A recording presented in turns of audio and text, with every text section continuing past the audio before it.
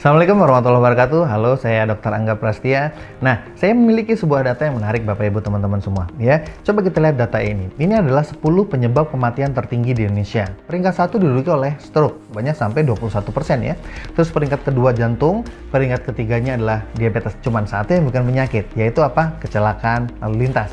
Artinya bisa kita simpulkan bahwa 9 dari 10 orang di Indonesia itu meninggalnya karena penyakit. Kalau kita punya riwayat keluarga yang sakit, misalnya diabetes ya, kakek kita atau orang tua kita diabetes, maka kecenderungannya kita pun nantinya akan kena diabetes juga. Nah, ini bukan nakut-nakutin, tapi karena memang penyakit itu salah satunya didasari oleh genetik. Nah, sekarang kita lihat data lagi. Ini adalah data dari penyakit diabetes. Usia 20 tahun, sedikit sekali angka yang terkena diabetes ya. Tapi coba kita lihat angkanya di usia 45 tahun. Makin naik. 65 makin tinggi lagi. Artinya semakin usia bertambah, manusia itu kecenderungannya, kita semua, itu akan semakin sakit. Begitu juga kalau kita lihat data-data ini ya. Hipertensi, kolesterol, obesitas, bahkan kanker. Usia semakin bertambah, maka kejadian penyakitnya juga semakin tinggi. Artinya bisa dikatakan bahwa dunia kesehatan walaupun secanggih sekarang ini, itu bagus sekali, canggih sekali dalam melakukan pengobatan. Tapi bisa dikatakan gagal dalam upaya pencegahan. Kalau kita bicara pencegahan penyakit, harusnya angka grafiknya makin usia bertambah gimana? Apakah makin naik atau makin turun? Harusnya turun ya, atau bahkan minimal banget tetap deh nggak bertambah. Nah, itu baru pencegahan penyakit. Masalahnya orang Indonesia itu seringkali kalau udah sakit, udah keluhan, udah parah, baru datang ke dokter, baru datang ke rumah sakit. Jadi kalau kita punya anak-anak, cara paling gampang, cara paling pasti untuk membuat anak-anak kita nggak sakit-sakitan adalah kita cegah dari sekarang.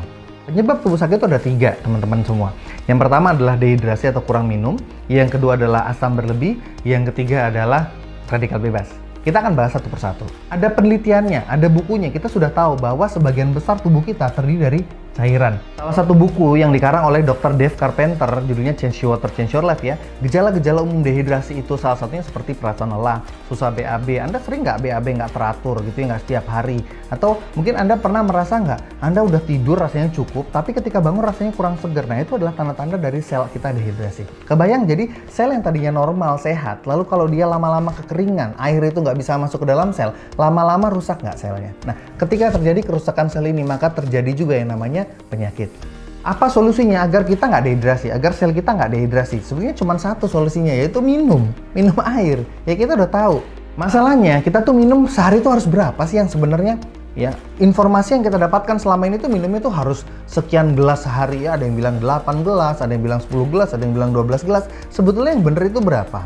Menurut ilmu kedokteran, saya mendapatkan 2 sumber. Yang pertama, 42,9 ml dikali kilogram berat badan kita, itu dari WHO. Yang kedua, 45 ml dikali berat badan kita, itu dari Medicine and Science and Sport and Exercise. Jadi menghitungnya sebetulnya gampang aja. Anda ingat-ingat aja, Indonesia merdeka tahun berapa?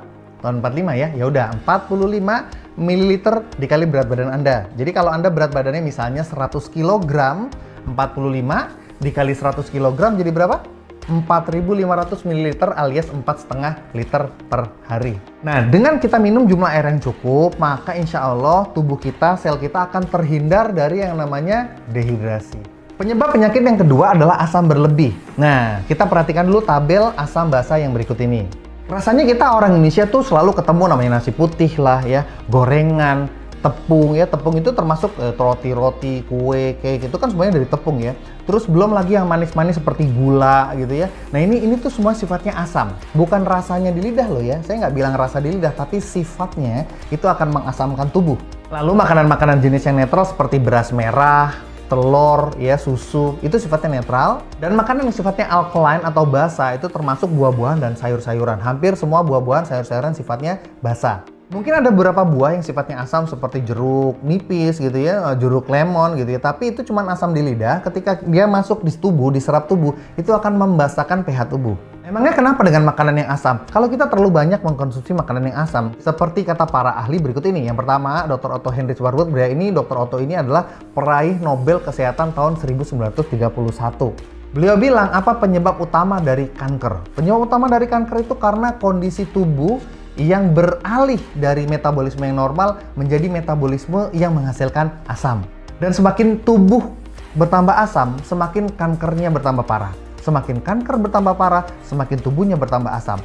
Maka kata Dr. Helmut Givlas dikatakan bahwa jagalah tubuh Anda tetap basah, jangan sampai asam.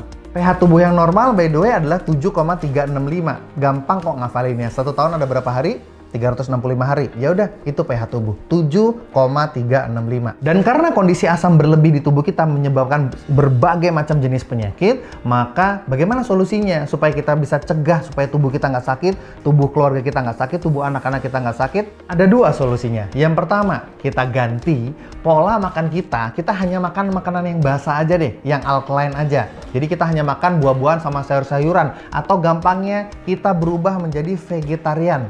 Siap nggak nih jadi vegetarian? Kalau susah, seperti saya itu masih doyan makan pecel lele gitu ya, soto Betawi gitu ya. Sepertinya susah gitu untuk menjadi basah gitu tubuh kita. Kalau kita nggak bisa ganti pola makannya, kita pakai solusi yang kedua. Mengganti air minum kita menjadi air minum yang sifatnya alkaline atau basah.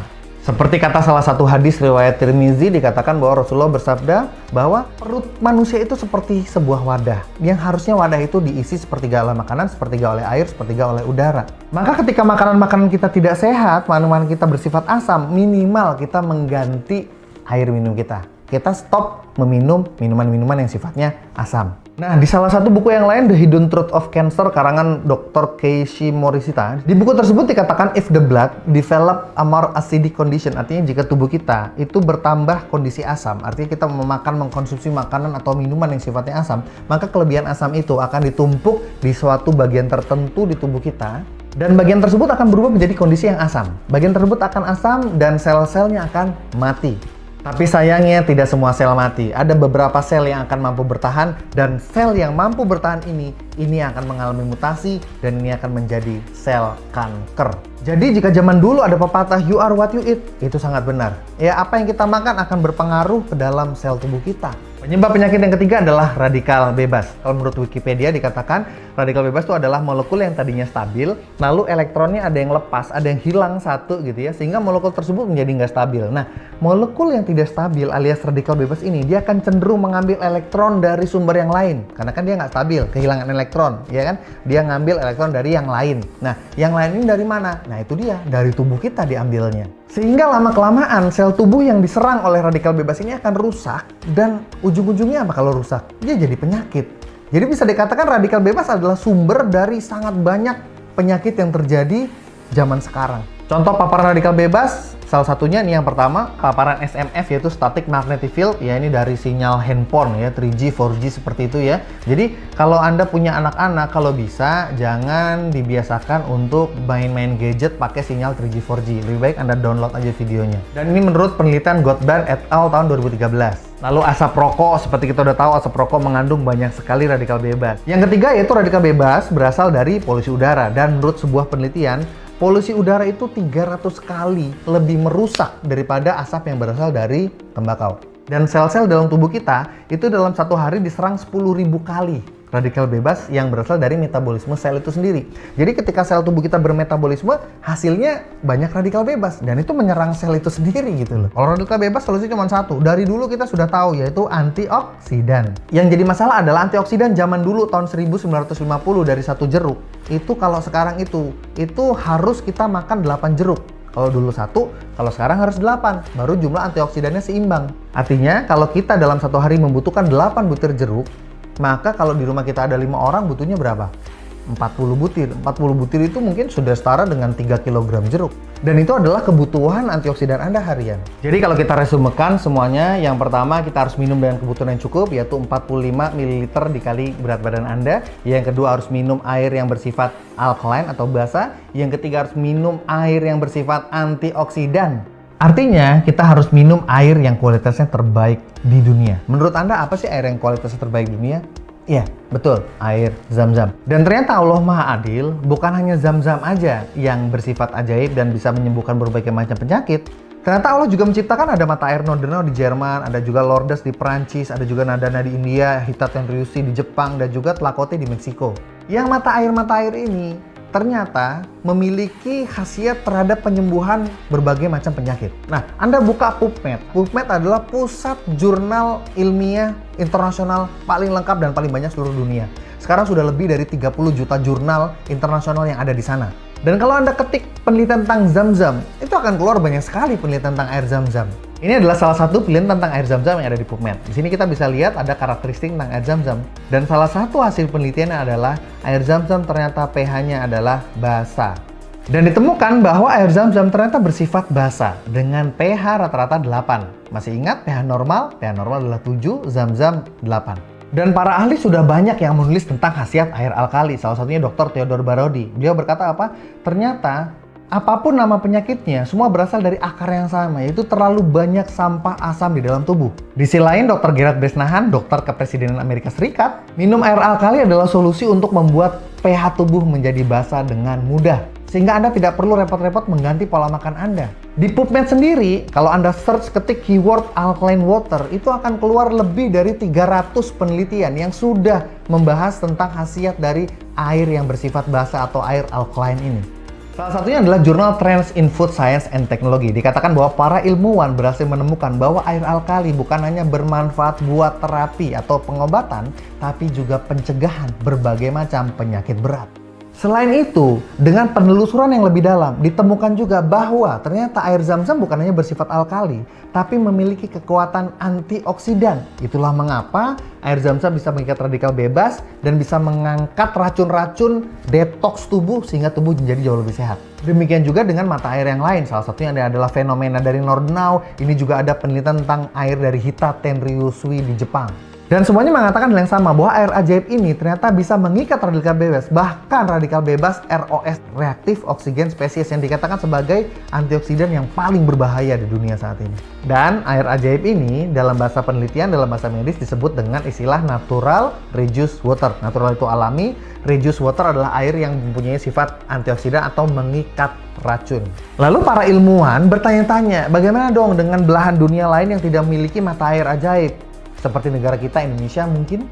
Dan karena itulah para ahli mengembangkan teknologi yang dinamakan electrolyzed reduced water. Jadi mirip-mirip dengan natural reduced water, bedanya natural alami ini dengan metode electrolyze dengan kecanggihan teknologi. Dan kalau kita lihat beberapa jurnal ini, baik natural reduced water maupun electrolyzed reduced water, keduanya sama-sama memiliki kemampuan untuk mengikat ROS. Selain itu, keduanya memiliki kandungan molekular hidrogen yang berlimpah di dalamnya. Dan berkat molekular hidrogen inilah, air ini menjadi memiliki daya terapeutik yang luar biasa.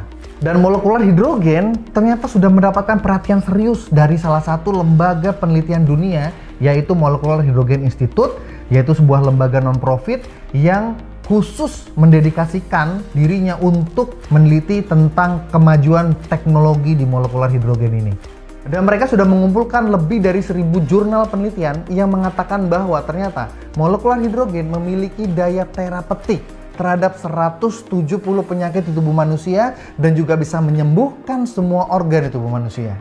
Dan di zaman ini, molekular hidrogen adalah antioksidan terbaik di dunia dengan kemampuan terkuat, dengan molekul yang paling kecil, jadi dia bisa menembus langsung ke dalam sel dan langsung mengikat radikal bebas untuk ditarik dan didetoks, sehingga tubuh kita bisa jauh lebih sehat, keluarga kita lebih sehat, tercegah dari berbagai macam penyakit. Dan untuk yang sudah terlanjur sakit gimana? Ya ini akan sangat membantu penyembuhan penyakit. Selain itu, molekular hidrogen sangat murah karena terdapat pada air. Dan terapi hidrogen saat ini adalah terapi paling murah. Kenapa paling murah? Ya karena cuma cukup ganti air minum aja kan. Dibandingkan kalau sudah sakit, Anda harus berobat dan menghasilkan biaya yang besar. Nah, jadi sekarang silakan Anda lanjutkan membaca website ini karena kami memiliki penawaran yang sangat menarik untuk Anda di akhir website ini. So, tunggu apa lagi? Silakan Anda baca informasinya selengkapnya. Wassalamualaikum warahmatullahi wabarakatuh. Di video ini Anda sedang melihat ada beberapa jenis air, semuanya bening, tapi apakah air ini sama? Ayo kita lihat sama-sama. Ini ada air soda, energy drink, minuman ion, air oksigenasi, air reverse osmosis, demineralisasi atau destilasi. Ada larutan penyegar, mineral water, yang terakhir air hidrogen atau electrolyzed reduced water. Kita akan uji kadar keasaman air di depan ini dengan menggunakan pH tester. Anda bisa cari di toko online atau marketplace, pasti ada. Kita akan tetes satu persatu. Satu tetes.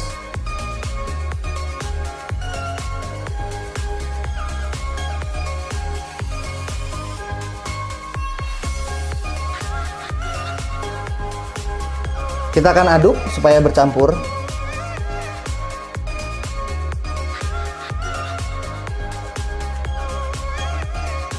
Sekarang Anda bisa bandingkan dengan chart, sehingga kita bisa tahu kadar keasaman dari masing-masing air ini. Untuk air soda, seperti yang kita sudah tahu, ternyata hasilnya adalah asam, asam kuat bahkan. Energy drink juga ternyata asam. Minuman ion katanya bagus untuk menggantikan cairan tubuh, ternyata juga asam. Air oksigenasi katanya juga bagus untuk sel-sel tubuh, faktanya ternyata asam. Air reverse osmosis atau demineralisasi atau air destilasi ternyata juga asam. Larutan penyegar yang katanya bagus untuk panas dalam ternyata juga asam. Air mineral, Anda bisa lihat warnanya hijau, artinya pH-nya netral di kisaran 7. Dan air hidrogen atau electrolyte reduced water menghasilkan warna biru tua cenderung ungu, ya ini di kisaran pH 9 sampai 10. Dan karena komposisi tubuh kita sebagian besar adalah air, maka jika kita mengkonsumsi makanan ataupun minuman yang asam, maka cairan tubuh kita akan berubah menjadi kondisi yang asam. Sehingga kondisi tubuh yang asam akan membuat tubuh kita menjadi sakit. Lalu apa yang harus kita lakukan kalau kita sudah terlanjur mengkonsumsi makanan atau minuman yang sifatnya asam? Ya, tentunya langkah pertama harus apa? Harus bertobat dulu ya. Nah, yang kedua, ganti air. Kita ganti dengan air yang pH-nya basah. Oke, kita akan lihat apa yang terjadi jika tubuh kita yang tadinya asam, lalu kita mengganti konsumsi dengan air minum yang sifatnya basah. Anda bisa lihat warnanya berubah menjadi ke arah biru. Ya, artinya pH-nya membaik. Lalu kita akan coba berikutnya, berubah menjadi kondisi yang basah. Lalu berikutnya berubah menjadi kondisi yang basah. Lalu berikutnya berubah menjadi kondisi basah. Lalu yang 3 terakhir ini kita lihat sama-sama. Berubah nggak? Berubah nggak? Ternyata yang 3 terakhir tidak berubah. Artinya kita tahu bahwa yang 3 ini kadar asamnya seperti apa? Kadar asamnya bagaimana? Anda yang simpulkan sendiri.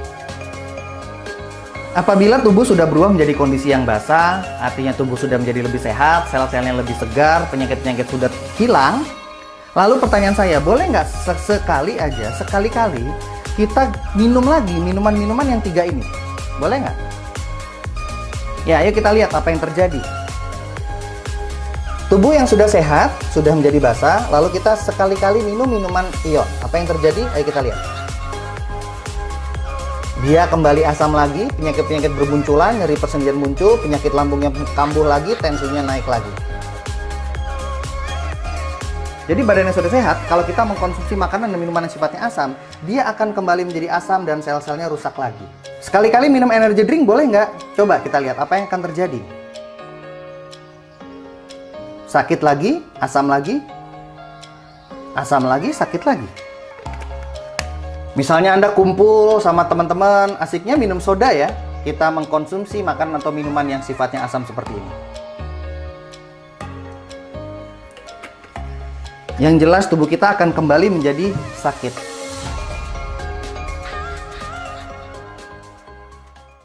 Oke, di percobaan ini kita akan menguji apa yang terjadi jika air ini kita teteskan dengan larutan iodin atau antiseptik.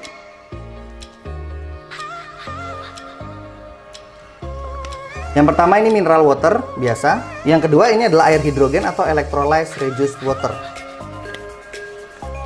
Kita akan teteskan. Kita mulai dari 5 tetes betadine ini. 1, 2, 3, 4, 5. 1, 2, 3, 4, 5. Kita aduk apa yang terjadi dengan air mineral. Tentunya warnanya berubah menjadi kuning. Lalu kita aduk apa yang terjadi dengan air hidrogen atau electrolyte reduced water. Warnanya tetap bening. Oke, kita akan tambahkan beberapa tetes lagi. 1, 2, 3. 1, 2, 3. Lalu kita aduk. Tentunya air mineral akan semakin orange. Apa yang terjadi dengan air hidrogen? Cenderung tetap berada pada warna yang baru mulai muncul warna kekuningan setelah 8 tetes. Percobaan ini kita akan menguji apa yang terjadi kalau misalnya Anda berada di dapur dan tangan Anda terkena minyak. Tentunya tangan yang terkena minyak tidak bisa kita bersihkan hanya dengan mencuci dengan air. Harus kita cuci pakai sabun. Lalu pertanyaannya, apa yang terjadi jika perut kita isi dengan makanan-makanan yang digoreng, ya? Gorengan, tempe, tahu, pecel lele, bakwan, bala-bala, dan seterusnya. Kita akan ambil sebagian dari minyak ini, kita tuangkan.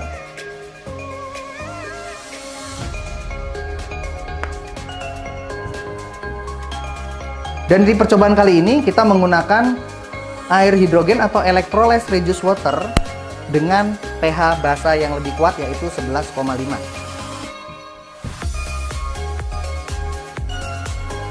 Oke, seperti yang kita tahu di pelajaran sekolah dulu, bahwa sifat minyak dengan air itu tidak akan bercampur. Mari kita coba. Minyak dengan air,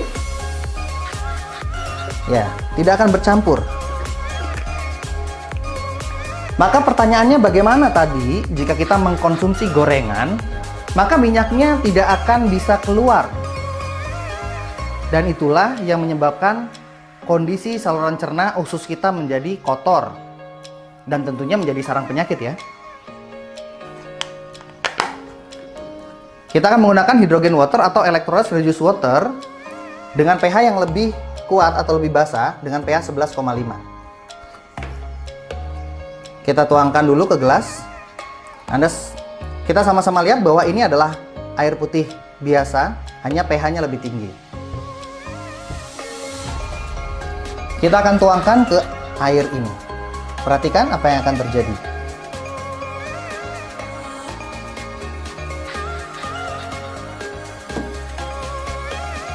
Seperti yang kita bisa lihat sama-sama, minyaknya bisa tercampur dengan air ini. Di percobaan ini kita akan menguji bagaimana jika kedua air ini kita gunakan untuk membuat teh. Saya memiliki 2 kantong teh hijau, masing-masing 1. Dan kedua air ini berada pada suhu normal. Artinya bukan air panas, ya. Karena kan kita biasanya menyeduh teh itu dengan air panas. Supaya apa? Ya tentunya kalau dengan air panas supaya warnanya keluar, ya, supaya tehnya bisa larut. Kalau dengan air dingin apakah bisa larut? Ayo kita lihat.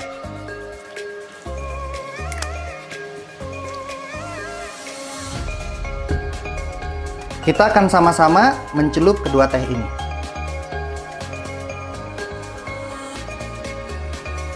Bareng-bareng. 1, 2, 3, 4, 5, 6, 7, 8, 9, 10.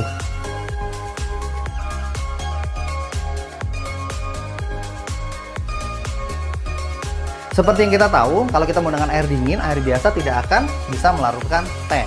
Tapi dengan hydrogen water atau electrolyzed reduced water, walaupun dalam suhu yang dingin, itu bisa melarutkan teh sehingga airnya itu menjadi lebih berwarna. By the way, ini bukan teh coklat, ini teh hijau. Jadi teh hijau memang sulit untuk bisa keluar warnanya. Benar-benar harus menggunakan air yang panas.